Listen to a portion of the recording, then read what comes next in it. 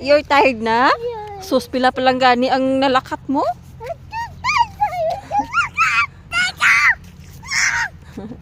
Tired ka na? You're tired already? Hindi na mabalik ta sa office eh. Hindi ta mag-buy something. Choose, mabay ta or mabalik ta? Okay, lakat lang eh. Oh, I'm tired. What do you want to buy? Nips? What if kung wala nips, Abe? What if wala nips?